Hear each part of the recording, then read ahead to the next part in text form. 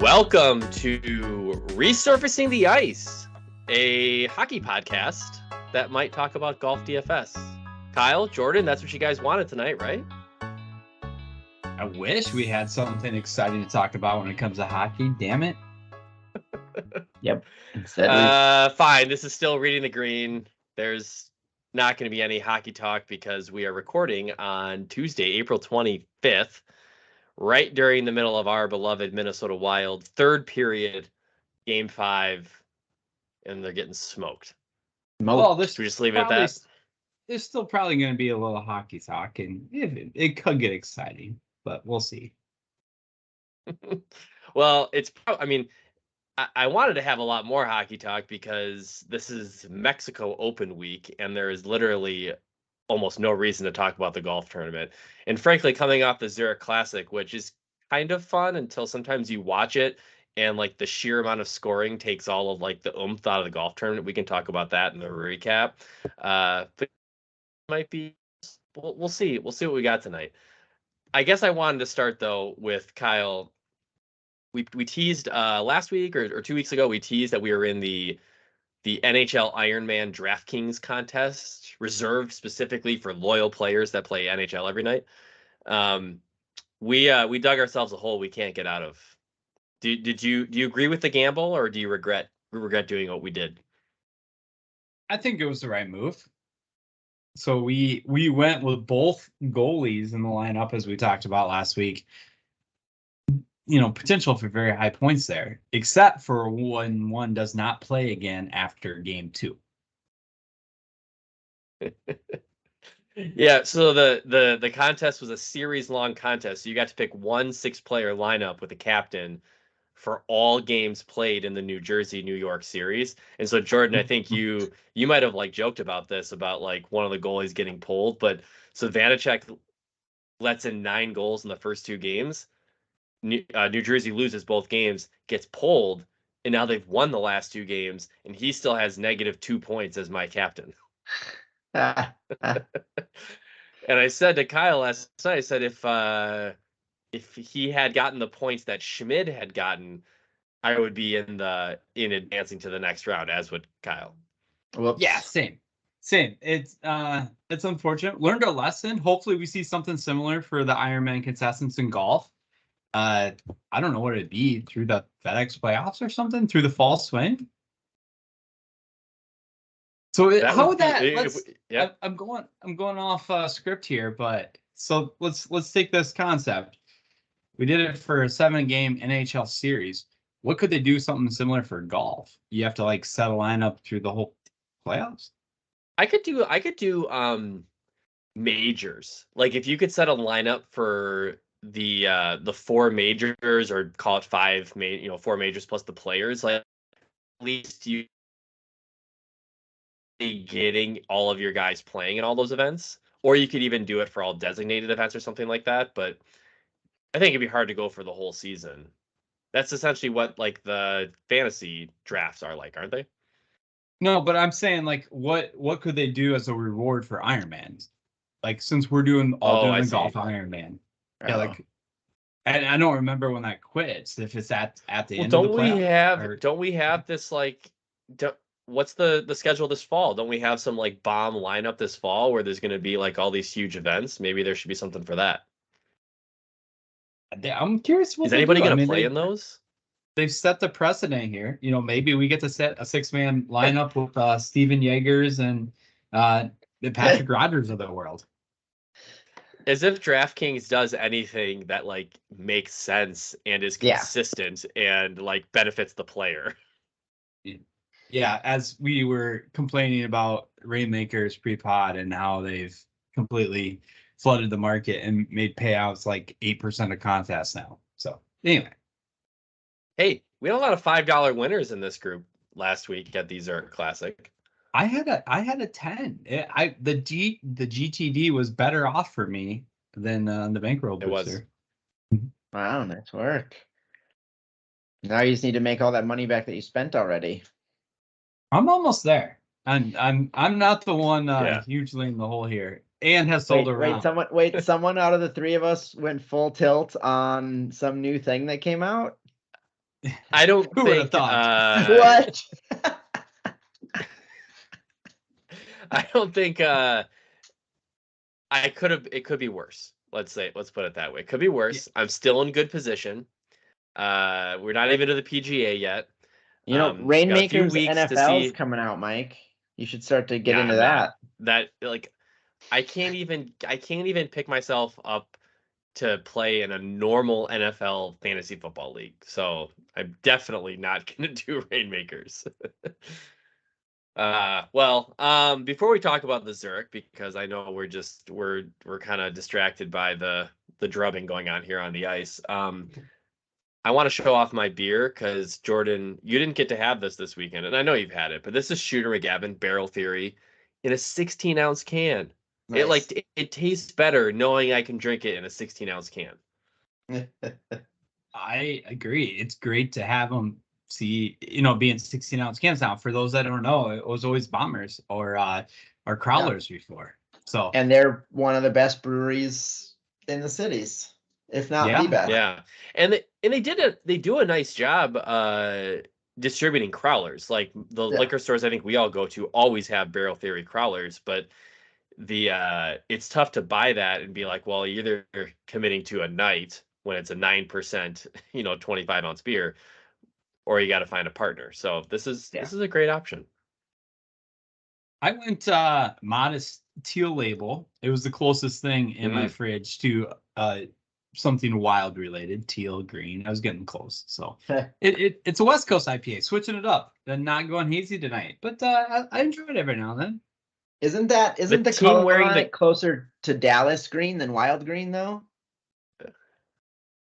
That's what I was going to say. That's the team wearing the green jerseys. That's more of a Kraken. That's more of a Kraken beer. Yes. I would say it is a Kraken color. Well, I wasn't paying any attention, and I got a text saying, "Are you coming?" And I just came in. I didn't even grab a beer. I'm beerless. What is this? You seem like you were coming straight out of. Yeah, you coming straight from like league or something like that. No, you would have a beer if you're coming from league. Yes. I mean, that'll be. We can time it. We start in a month. The course opened today, and men's league starts in a month. Which I think Jordan is already like June. And back in 23 seconds. Let's go. We're timing it. This is it works with my toddlers. Yeah. I was just gonna say that's a toddler trick. All right. Well, Zurich Classic, obviously the team event. Jordan, your guy Nick Hardy, my homie, his buddy Davis Riley win. Swag got a lot of airtime with that neon yellow Swag Vessel staff bag that Hardy was rocking, and then on the Instagrams, I feel like people are getting to know now the Swag golf equipment, and I was sharing some comments with you. Not everybody's a fan. Oh yeah, well, they're not a fan I think for of the name. Like, oh, you don't. Like, yeah, I thought that was funny. Just normal internet buffoonery. But yeah. Well, what do you guys think? So those guys obviously they finished a few groups out front. They were in the clubhouse for I don't know about 45 minutes. I just feel like that format when you start getting to 30 under, like there wasn't any drama. Like nobody was making bogeys. Yeah, I don't know. I didn't feel any sort of. I wasn't really compelled. No one was making bogeys other than Bo Hostler and whoever his partner was. Wyndham Clark. Did they back up? I guess they were. Yeah, they were at broadcast 28 and got down to like 26 in the last 3 holes, and then made birdie, I think, to get like standalone 5th place or something. But yeah. I mean, overall, I enjoyed it. I was surprised to your point about the alt shot. I felt like they did better overall this year as the teams, especially Cantlay and Shoffley on Friday, going out and freaking nuking the course. Would they shoot 63? That's ridiculous. I think so, yeah. But overall, I mean, I didn't watch it near as close as I would other events, but tuned in and out. I had some rooting interest that worked out well for me, so that that kept me involved. Yeah, I think they should switch it so that the alternate shot is Thursday, Saturday, and then the other play, because it's so slow, right? It's like you talk about the match play, right? Like they're only showing 3 groups, and there's only 2 people playing, like hitting at a time. Like I don't know. Maybe if you did it the other way, there'd be a little more excitement because someone could shoot up 60 coming down the stretch and make up the ground. Which alternate shot, it's really like who can survive, except for Nick Riley and a couple other Nick Hardy who shot 6 or 7 under. Yeah, well, even like the I like that Canadians. idea. Canadians, yes. Yeah, I don't know. I don't know the solution. We're gonna get some different. I mean, we're gonna get a mixed event later this year with men's and women's teams. So like, there's something there. Like, I do think that like, and that's why it's bummed like the match play is going away, because the season does need these events. Yeah. To kind of just mix up the monotony of just normal metal play, but I just feel like when they get that so far under par, there just wasn't as much drama as I thought. Maybe that was just because those guys were a couple shots ahead. I don't know. Yeah. But hey, the good thing we had, so Nick Hardy and Davis Riley, I got an outright, guys. The second one of the year. Not quite the pace of last year, but heck yeah, I'll take it. Nice 40-1. And I know we talked a lot about Nick Hardy and his putter. He almost was even putting this week. How did they? Well, 2 points. One, I think Model Maniac Byron Lindeque, he said he for some reason was like almost feeling ashamed that he hit an outright on Hardy and Riley as well, and his point was money is money. So Kyle, money is money. You'll take it. I'm not ashamed of it. Why would you be ashamed? Who'd be ashamed of picking a winner? I don't know. I think it was because it's only like a $10 bet, and so he wasn't getting to retire. But money is money. That's right, Kyle. Money is money. How do they measure, Kyle, strokes gained? Obviously, they can measure strokes gained in the 4-ball, but do they measure it in the all shot? That's a good question. I was looking at Data Golf, and I know they tweeted this out, but like Sung Jae destroyed the field in strokes gained, and Mitchell gave it all back and then some. Otherwise, they probably would have ran away with it.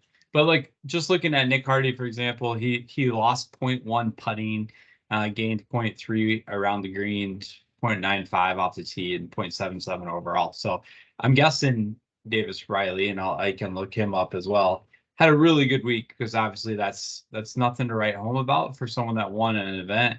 Yeah, Davis Riley gained 3.2 overall and gained across the board. So he hooked up with the right partner. on Im and Mitchell. So that's exactly why I didn't play them as much as I should have in DFS, was for that reason. Was I just felt like Mitchell has been so bad lately, even though he was so good earlier in the season, that he was going to hold Sungjae back. And Sungjae was so good that he was able to carry the dead weight. But I texted you guys about this. Sungjae, and this is the kind of stuff you see in like a club event when you're playing alternate shot with people that aren't used to playing it. Sungjae had like a 60-footer for eagle, and he putts it like the ball doesn't come within 10 feet of the hole. Like, so he just blows it through. He was expecting to be this big breaker, blows it through the break. Ball never takes the break. It ends up rolling down a hill like 10 yards down the false front of the green. And then that's just like classic, like, F your partner.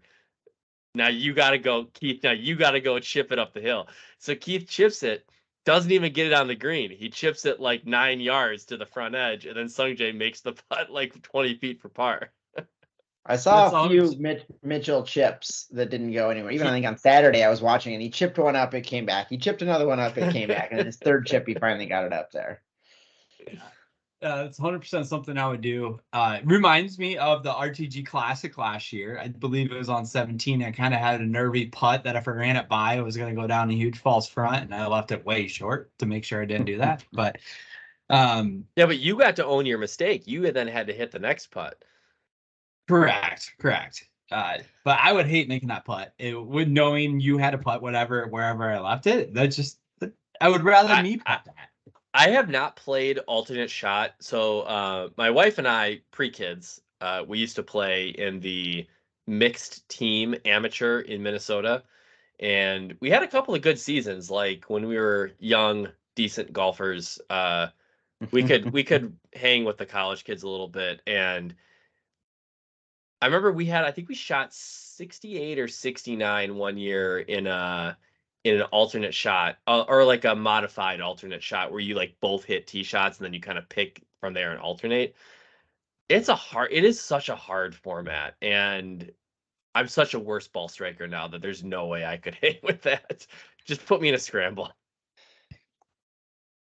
Yeah. I'm gonna back up a little bit from that back to Sungjae before we move on too far. Mm-hmm.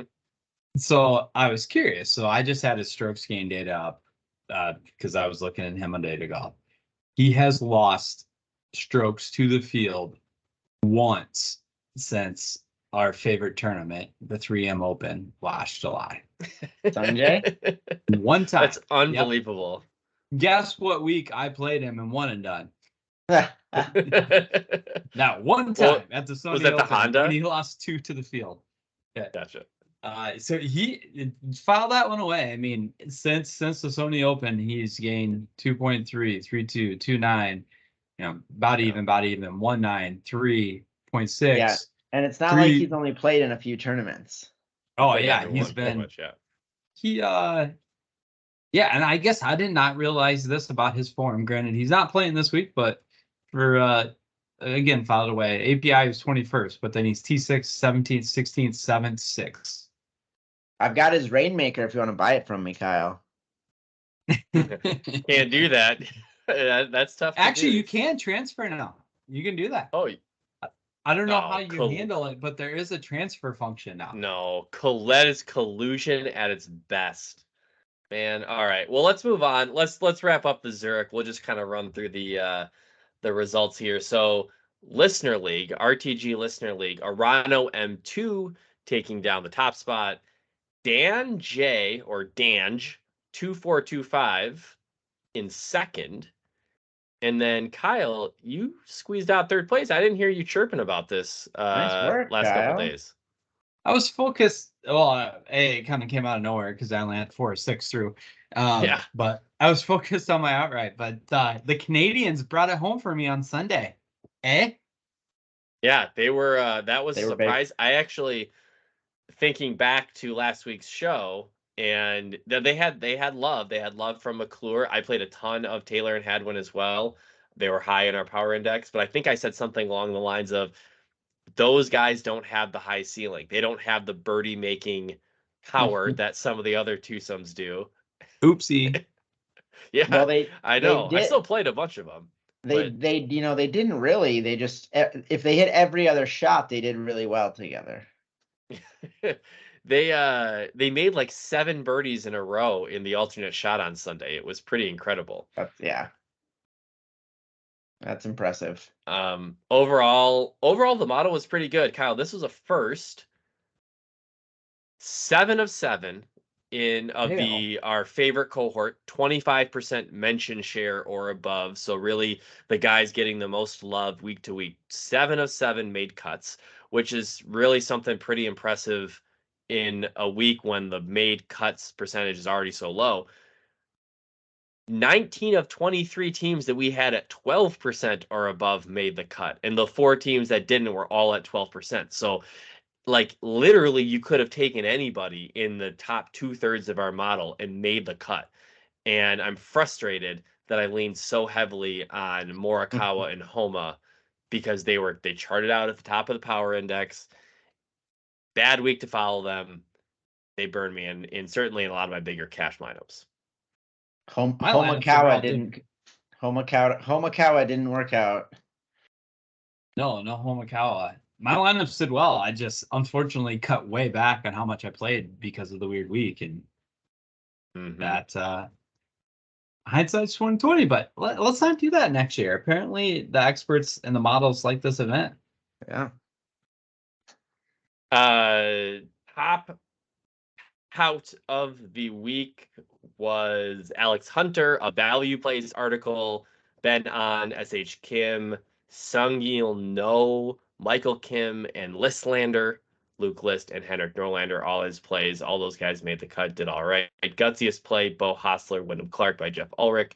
Landmines, I guess I got to go with Homakawa. Scott Stallings, I can't remember who, Trey Mullinax, I think who we played with, also missed the cut. That was someone that I guess if you need some salary relief, you could have ended up there. I'm just kicking myself on all the cash side because I made some really dumb plays. No one and done this week. So any other thoughts from the Zurich? You'd still keep this tournament next year? Keep it interesting. Hopefully it stays around and just somewhere else on the schedule.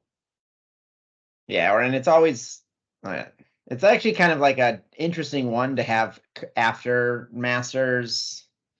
I don't know. Like, it seemed weird that the RBC was an elevated event. Like, maybe if this one was the week after the Masters, you maybe get some more interesting people in it because most of them don't get into the Masters.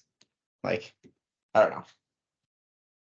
I agree. It would be, I don't like the back-to-back elevated week after a major. Do something fun like this after the major. To your point, after the Masters, you can get some of those guys that maybe could have played in an elevated event, but weren't in the Masters, and then you could have gone right back into an elevated. That would have been more intriguing. Yep. Well, we get one more week of rest, one more week of lazy TV viewership, and you get to watch the Mexico Open. Jordan, you just got back from Mexico. You should have all kinds of takes on this. Do you like having a PGA Tour stop in Mexico? Is that cool? Did you play golf in Mexico? I did not. We did not. We left the resort one day for like 4 hours. It was one of those vacations. I've been telling people I now fully understand the difference between a vacation and a trip. This was a vacation. No kids. About 100 pina coladas. It was delightful. 2 comments on that. First of all, yes, exactly. Most trips you take, you're just relocating your parenting responsibilities from one city to another. And making it more difficult. 100%. Exactly. Second comment. My 2 oldest kids were at my in-laws last night, overnight, and I thought I was on vacation last night and this morning. I only had one kid at home. They don't have school on Tuesdays because they're not quite school aged yet. But yeah. But it did feel like a vacation just having one 1-year-old. But anyways, all right. So we're in Mexico for the Mexico Open. This is now a PGA Tour event. This is the second year that's been a PGA Tour event. It previously had been like a Latino America Tour stop, and it's been a lot of different things. But second year that it's at Vedanta Vallarta in Villa Hidalga, Mexico. John Rahm making a point to play here. Despite last year he was 3-1, this year plus 280. Like, it's not even close how good he is in this field. In fact, I wish I had a visual to share, but if Kyle, this would be a good week to check out the 2x2, the grid that I've been working on that I haven't quite perfected. He is so far in the upper right quadrant of smash plays that it's not even funny kind of how close, and that's reflected obviously in the salary and the odds. But I mean, that's also, wait till you see the one and done, which I just sent through in the chat here. You've got the number 1 ranked player, the 16th, and then no one else in the top 50. Well, but you know what? That's the thing. If you're probably going to the same place, Kyle. Well, go ahead. Well, do you play? I mean, you play Rahm this week, but like in one and done, it's about salary or it's about earnings, and so like, do you want the guaranteed $1 million, or do you want to play him when it's less guaranteed, but he's got a chance at $3 or $4 million? So it's personally, if I had Rahm left, I wouldn't fire him. But I wouldn't either. I think I do have him left, and I'm not. I have him, yeah. To your point on salary, though, you could easily argue based on the field strength, he should be more than $12K. Granted, they don't do that. But so I'm curious, $12,000 smash play. Are you guys? So at this point in time, Rahm is 67% mention share. I'm surprised it's not even higher, but we do have some value contributors who focus on cheaper guys, but he's a perfect on the MPI. Are you guys putting him in every lineup? Clearly you're going to have some, but are you going 100%? I don't think you can go. I don't think you can put him in every lineup. I don't think you can put him in. I mean, I'd rather play, like, if I'm going to play a 20 max, I'd rather not play him and just hope he doesn't win and hope I pick the winner. Because his floor has to be like top 10 at least. I mean, maybe top 5.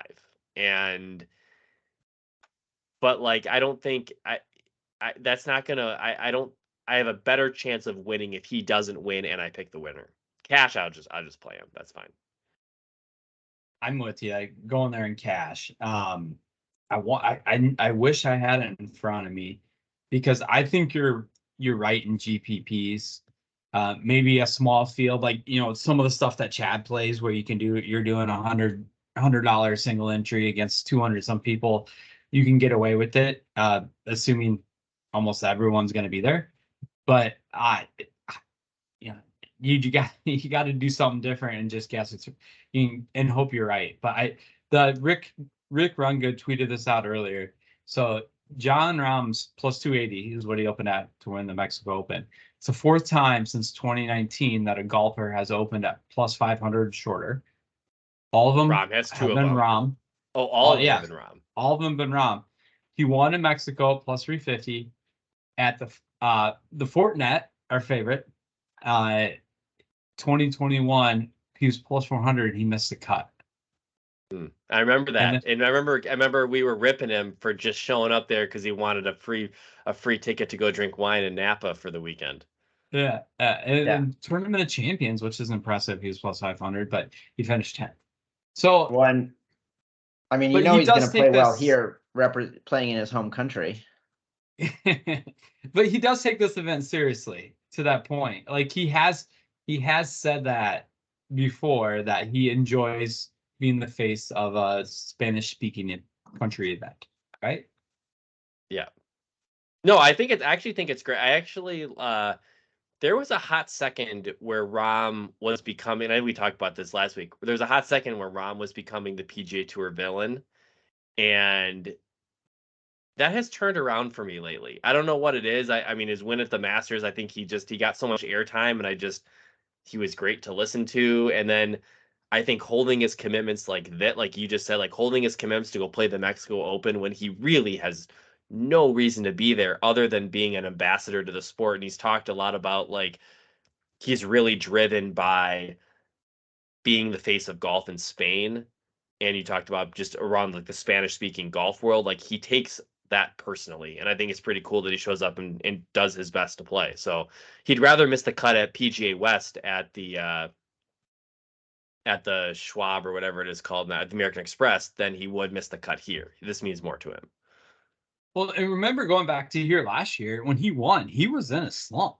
He hadn't won for a while, and I'm impressed his odds were there last year. But so yeah, obviously Rahm's leading the way. I would expect him to continue to get more love the rest of the week, and you know what you're getting there. High upside, but also a lot of ownership. That was 3 and it's 4-0. Game over.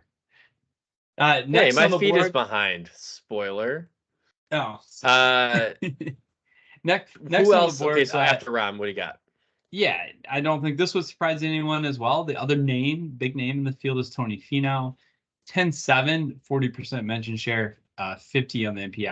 I believe he tied second here last year. So also not a surprise by any means. And then we get a little bit of value, but still searching for some of the cheaper plays, which are going to be also important this week. There's Steven Yeager, 8,200, 33% mention share. Ben Martin, 8,600, 26% mention share. And then Wyndham Clark, 9,700, 26% mention share, who I believe is actually third on the betting board at this point in time. So, and the next, there's only 2 guys over 10K this week. So another way this is a little different. Mm-hmm. Jordan, you want to start? You got a guy. I mean, you're a big Finau guy. Do you ride him this week? I'll have him in some other lineups, not in RTG. I need to go find my RTG one again here. Who did I go with? I'm all over the board here. My top pick is Gary Woodland. I can just never get enough of Woodland.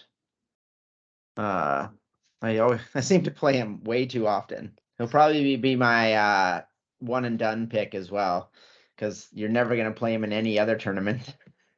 Probably than this one. I like Gary Woodland this week. I think he's been playing great. And this golf course, we didn't really do the course preview.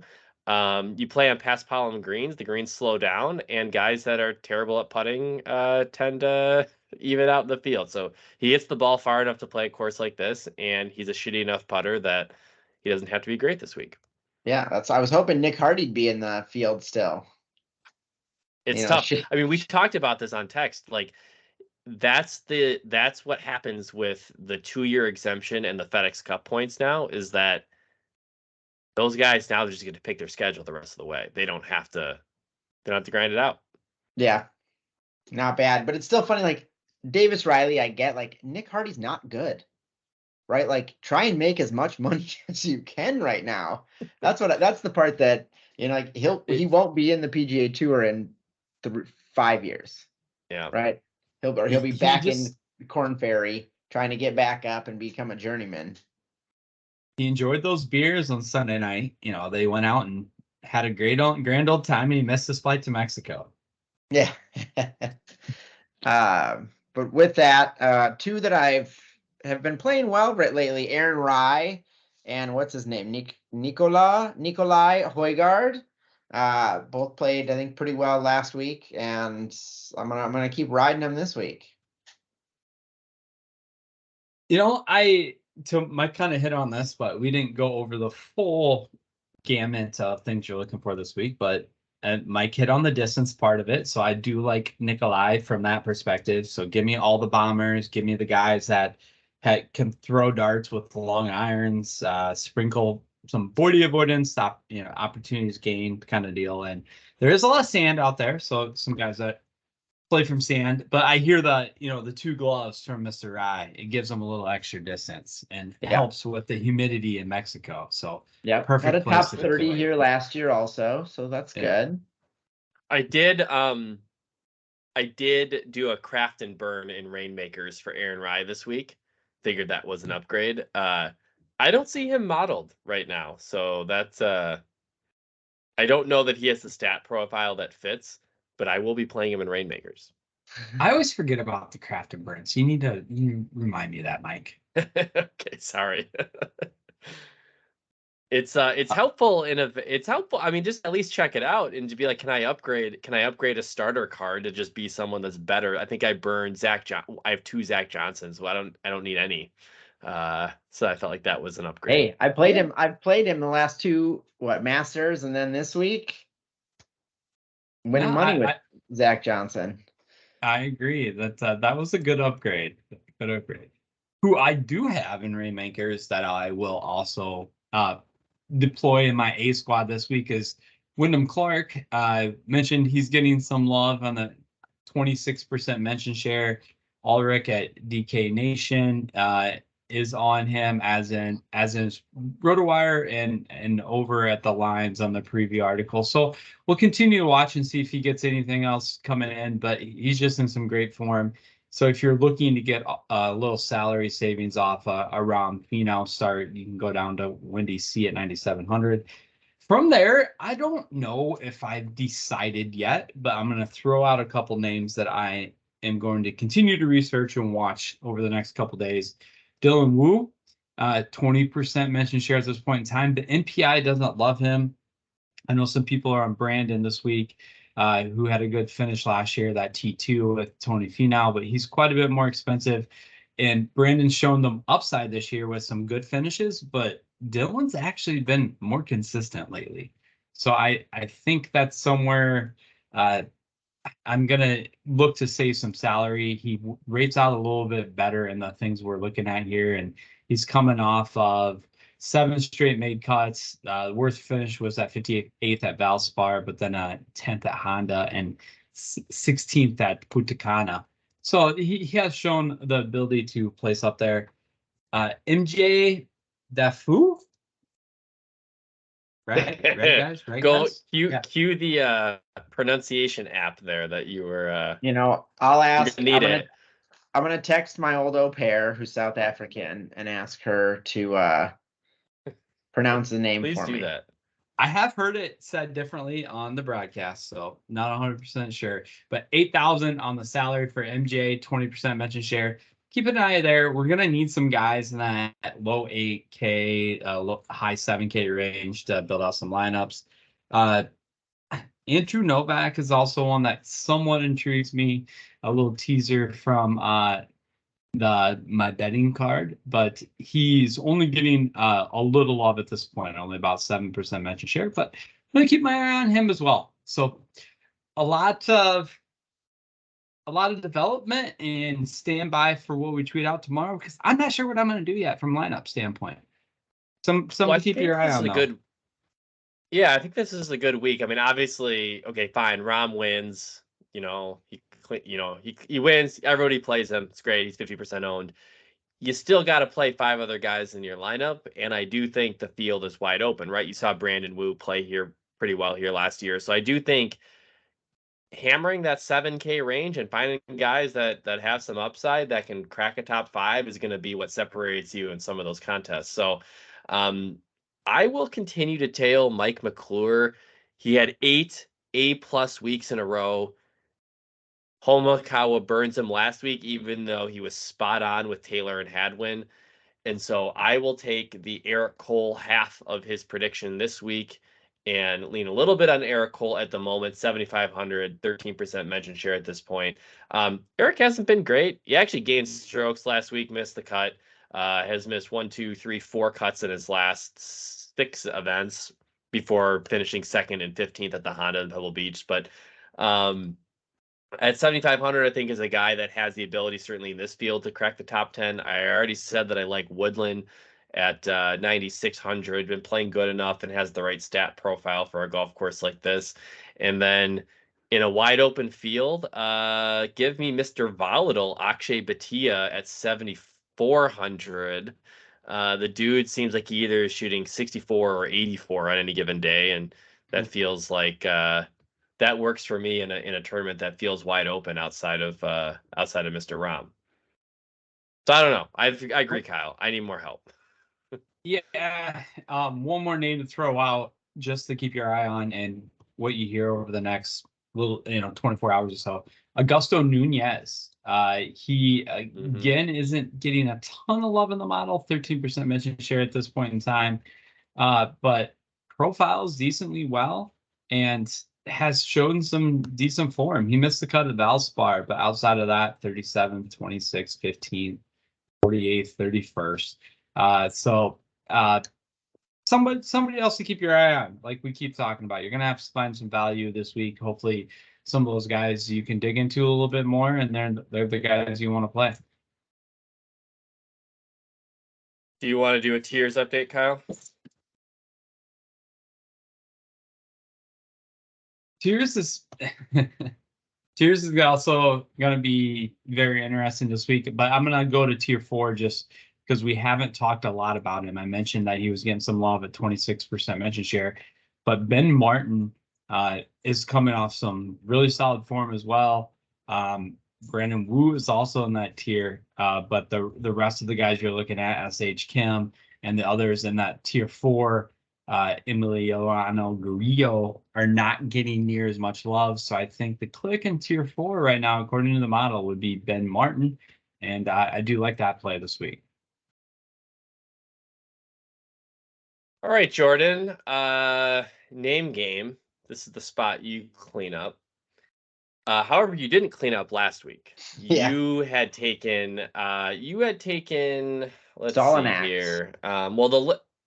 You did. Right? You take Team Stallinax. You with 39 points. The listeners did finish in last. They did Oh, have Team good. Strevey, Sam Stevens, Max McGreevy.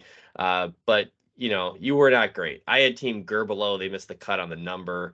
And Kyle, Team Listlander, a really good pick. I think we all liked them, making the cut, contending for a little while with the W. So that helps in the standings. And I know Kyle, I know you have the agenda document open, and so I want you to lock into that, because Jordan, what's one thing that Kyle really struggles with on the podcast week to week? He tends to struggle with what?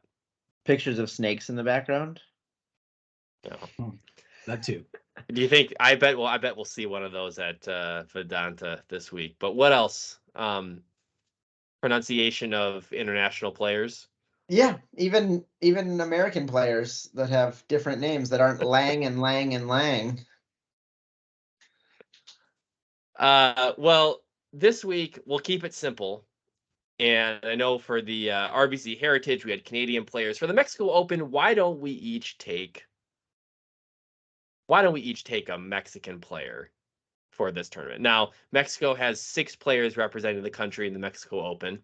They are all between $6,000 and $6,400. And none of them are Carlos Ortiz.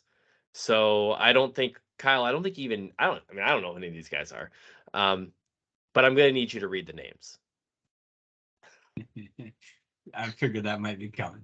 All right, so we have Jose Cristobal Ilias at 6,000. Roberto, oh boy, Librija, 6,100. Alvaro Ortiz, 6,200.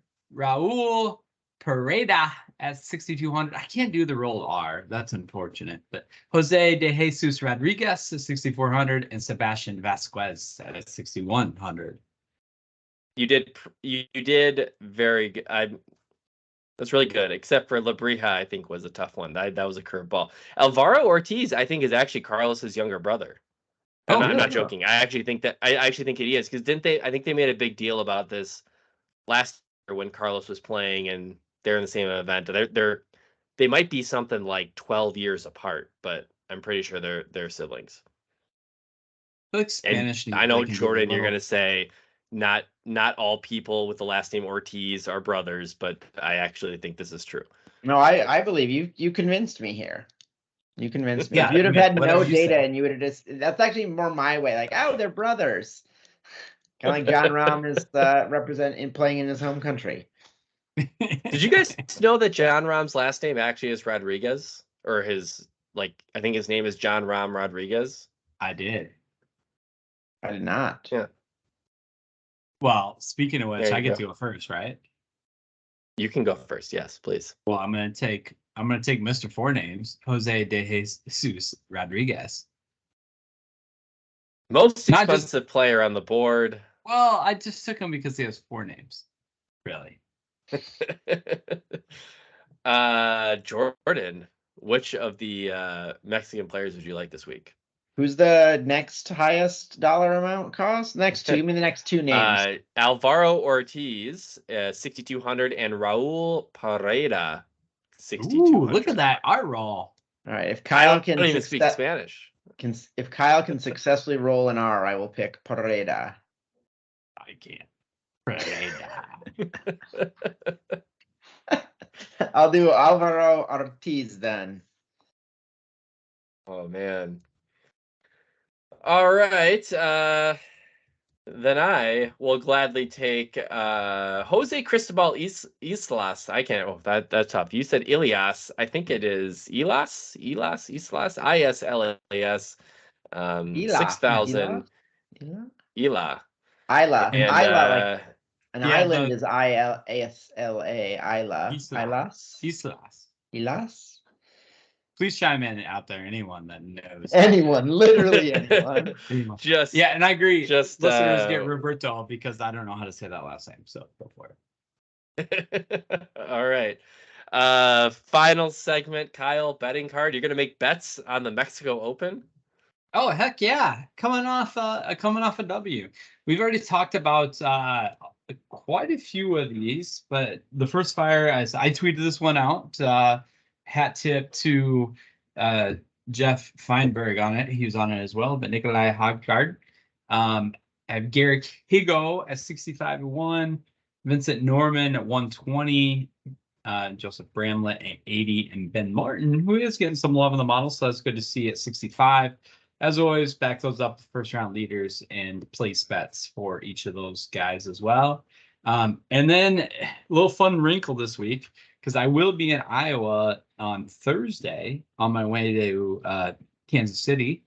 So I'm planning to fire a live bet on Thursday morning as passing through Iowa. And to tie that into the other, how we let off the show, I'm going to do Rom. So I'm hoping he just like opens with a bogey or a quad or a double like Mass or something like that. Plus Wild to win game 6, but the Stars to win the series is going to be my parlay. All right. I like that. I mean, that's how you get some value out of a plus 280 golfer, is you parlay it to at least get it to be 10-1 or something like that. Yeah, I did see someone tweet right away Monday morning, happy parlaying John Rahm with Other Sports Week. Exactly. All right, can I offer just before we close out, can I offer a non-sports nugget? I just think this is so interesting. This is I knew about this years ago, but it came up at work today. Through the Smithsonian Institute, you can spend $150,000 on a 24-night world tour by private jet. This private jet would carry up to 50 passengers with sleeping quarters.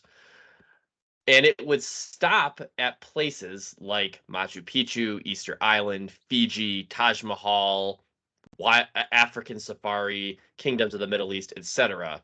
over 24 nights, $150,000. What do you think? Is that what do you do with something like that? Is it $150,000 per person, and there's 50 people, like 50 random people on there with you? You pay $150,000 for your occupancy of one of the 50 pods on the airplane. And all this night feels spent on the airplane? Yeah. So you just you bop around. It just seems insane. I mean, I don't know. There's a lot of things to spend money on. That's actually, I think it sounds pretty reasonable. But if I was going to do something like that, if I had that level of disposable income on it, I would want to make sure I would want to go to all 7 continents. Like, so they would have to somehow get me to Antarctica as part of it. And I would want to get everyone else on that plane, people I knew. You might have to put the bill then. Well, nah, I'm just gonna go recruit 50 people that can do that. It just like the website's incredible because you just click it and you reserve it as if what's the website? I tried to Google it and I couldn't find anything. SmithsonianJourneys.org. Journeys. Around the world private jet. It's pretty incredible. Like, and I should get back to you because there are multiple days in each location, and so I take that back. I don't know if you actually spend all that time every night on the airplane, but I just think it's funny that it's just like, oh, here's $150,000 line item. They don't pay for your travel to and from the departure location in Florida, so you do have to find an airline ticket to get you there. Spirit flies there. Are you doing the wonders of Australia, New Zealand, and South Pacific, or the ancient crossroads? Because around the world starts at 124,950. Yeah, but I couldn't find if you click through the available dates, you can't find something as cheap as 124. You got to go up to like 150. Oh, so it's not even just like a flat rate. They actually judge. It actually is. Yep. Yeah, I don't know. Think about that, guys. Think about that for your retirement.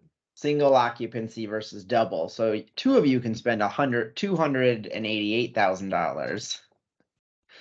We must be crashing the website right now because the accommodations tab of the tour details will not expand for me. I think we do this, guys. I think screw US Open next year. Let's December 30th to January 22nd, right? 135K for double occupancy. I'll bunk up with Do one you of you think they guys have and save a? $14,000. Do you think they have a kid rate? Like if I bring my 3 kids under 6, it's like free of charge or something? How do you even I mean, Anyways, well, like what do you even do here? Like I'm gonna submit this and they're gonna call me and ask for my credit card? Like I don't it doesn't don't ask know. you to pay, I it don't know. just says submit. That's awesome. We'll keep looking into that. We'll keep looking at that. In the meantime, if you're looking for more golf content, you can find our show on our YouTube channel, Reading the Green, and of course on any major podcast platform. Lots of good content on Twitter at RTG Podcast DFS throughout the week. Enjoy the Mexico Open because we're back to designated event next week at the Wells Fargo. We'll see you then. And stand by for details on our private jet touring golf courses around the world for your around the world for golf tour. Coming soon. See ya.